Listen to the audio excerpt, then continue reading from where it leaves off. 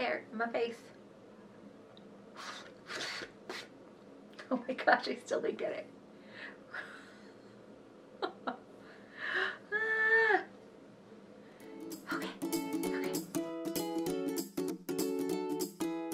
Hello and welcome back, or welcome if you're new. If you're new here, my name is Elena and I am the homeschooling mama to 3 kiddos. Here on the channel we talk about homeschooling and homemaking and all the things in between. One of those in between things is our books and reading, particularly what I'm reading, and once in a while we'll throw in what my kids are reading too. But today we're going to talk about my reading goals for the year and just what I'm looking at and hoping to accomplish in the reading area of my life. So for this year, I didn't really think that I was going to set any major reading goals. In fact, I didn't think I was going to set any at all. I was just going to kind of take it as it comes and goes. But I started reading, or rather I was continuing in a series I was reading, and I'll let you know more about what that is in a second. And I went ahead and just went on StoryGraph and decided I would go ahead and set some reading goals for the year. Now, I'm pretty lax with my reading goals. Last year, I had originally set my reading goal for books to read 24 books in a year. And I know for some people that can seem like not a lot at all, and for some people it can be a lot. The way I came up with that number was that I figured 2 books per month would be 24 books, and that was plenty to kind of put on my plate being a homeschooling mom and trying to do all the things, you know? So that's what I had set my goal at. But there are certain points in my life where I will read a lot more, and then there are certain times when I'm hardly reading at all. And this year I really got into a groove towards the end of the year, like mid to end of the year, and started reading a ton more. I upped my book goal to 50 books, and I ended up reading 65 books for the year. So I exceeded the goal. So knowing that, for next year, I went ahead and put my book goal at 75 books. Will I hit it? I have no idea, but it's just a fun number to reach for. I'm not going to beat myself up if I don't get there. On StoryGraph, they also have this really cool feature where you can put a page number, so the amount of pages that you've read in a year. And I got to see that last year I read 22,377 pages. It was just kind of a neat thing for me to see because I didn't really track that. So I went ahead and put a page number or a page amount goal as well. And for this upcoming year, I believe what I had set it is 25,000. I started using StoryGraph more frequently last year, and so at the end of the year I was able to see the stats that they put out for you, and it was really kind of neat. And so with that, that's why I wanted to kind of set it up for this year and track really throughout the whole year, because I don't think that I consistently tracked all last year. So hopefully we'll be able to keep on track, but like I said, I'm going to give myself grace in this period if I don't get into it. Hopefully I'll be able to track it throughout the whole year, but like I said, I'm going to give myself grace if I miss a couple here and there. It's just going to kind of be something for fun for me to track and kind of look at over the year. It's fun to look back and see what you've read and your stats. And then StoryGraph is really cool because they will break down the types of books that you've read and the genres and stuff like that. So just for my nerdy heart, it's fun to see. So let's talk about the series that kind of kicked it all off and made me decide to go ahead, or kind of pushed me over to go ahead and make the goals for the upcoming year. This last year, towards the end of the year, if you've seen any of our other book stuff, I can't remember which video it is, but I do mention that I wanted to try to start reading a few more classics. And one of the classics that I read was Anne of Green Gables, and I absolutely fell in love with Anne. I fell in love with her story, and I was super excited to know that it was a series. I went online and I found on eBay the series of Anne of Green Gables. Now, as you can see, this is out of order because this is the book I'm on right now, and then it's also missing the first book. But I didn't really mind because it was kind of a great deal.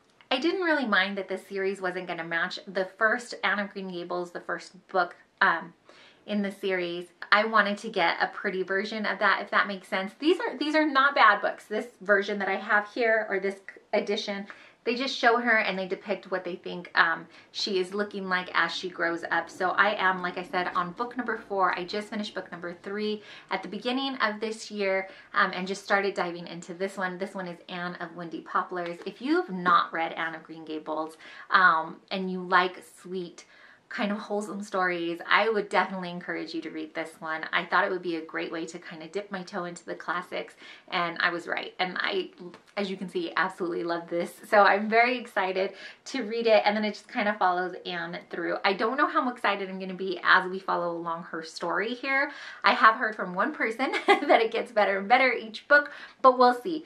So I want to continue reading through this series and finish it off at some point this year. And I think really this is going to be the year of series. I like to read books that are in a series. I like to continue on with the characters and see how they grow and mature in the books. One of the series that I would like to reread this year, that I was actually hoping to do over the holidays this past year but didn't get to, is the Harry Potter series. I have read that, but I wanted to reread it and just revisit that series. So that is something that I think I will be doing at some point this year. I don't have a plan of quite yet when I want to do that. If it's something that you'd like to do with me, comment down below and let me know, and maybe we could do a kind of read along together or something fun like that. One of the other fun things that I think I'm going to try out for this year is my library offers this really cool program where you can go in and fill out some paperwork or fill out online books that you've read, books that are of interest to you, and the librarian will pick out a couple of books for you to read that they think that you would enjoy. So that seems like something really fun, and I was actually speaking to one of our librarians, asking them if that's something that they get to do often or that they enjoy doing, and she said that it's something they really enjoy to do. They really enjoy doing for their patrons, and so I'm super excited to fill that out and see what they come up with for me. If you'd like to see what they pick out for me, let me know and I'll be happy to share that with you. I think it'll just be a fun way to kind of be introduced to new books. Another goal of mine is to read what's on my shelves. Now, I don't have that many books in my opinion. Now, this is just an opinion. I am incredibly blessed to have what I have, and I do feel incredibly blessed to have it. We have moved a few times, and each time I've lost quite a few books. Lost maybe not be the right word. I've donated quite a few books because it is just one of those things that other things kind of had to take priority over it. But there are some books that have survived the move and we have brought with us. And then there are also a couple of books that I've added to my collection since we have moved. And so I want to read what I have on my shelf. In particular, I want to be reading what is on this shelf here. So I'll bring you in closer so you can have a look and see what's here. But basically, this shelf here is kind of, I don't know what you would call it, my Christian self-help maybe, but these are books that are considered more faith-based and Christian-based books, and I have read some of them, but not all of them. So I think what I'm going to go do is go through the shelf and I'm going to turn around the books that I have read and leave out the books that I have not read. So like this book I started reading a while back ago, All of the Women in the Bible. This is just like short summaries of the women in the Bible. And I think that that would make a fantastic study, actually. But this book, The Purpose-Driven Life, I have both the book and the study guide or the journal that goes with it. And I have started it multiple times and not finished it. And so that is something that I definitely want to do. But there are, oh, I was just looking for this book. Every Thought Captive, that's a book that I want to read, and it's just, all of these books actually I want to read. I just have not made the time to sit down and do it. So I kind of want to trickle these in as I'm reading and make sure that I'm reading them. So I think what I'm going to do at a later time is go through and, like I said, turn the books that I have read. So like this Made for This by Jenny Allen. This is a fantastic study. I went through this with a dear friend of mine and it was just so great. So, but I did finish this one. So this one I can kind of turn around this way. So I know that I've read that. And then I'm going to go through and turn the ones that I have read around. Oh my Lanta, is that the only one that I've read? I've started a million of these books and not finished. So yeah, I think it is. That's embarrassing. So this will be fun. I'm going to see what books I can get through this year. that'll be fun to go through. Not fun in that, I guess maybe that's not the right word, right? But that'll be interesting to see how many of these books I can get through. So I'm just gonna be praying on it and picking out a book and hopefully finishing it, because like I said, these are really great books and they have been on my to be read list for a long time. I've just not carved out the time and been purposeful in doing it. So in addition to reading for fun, and what I mean by reading for fun is books like Anne of Green Gables series, the Harry Potter series, whatever the librarian picks out for me.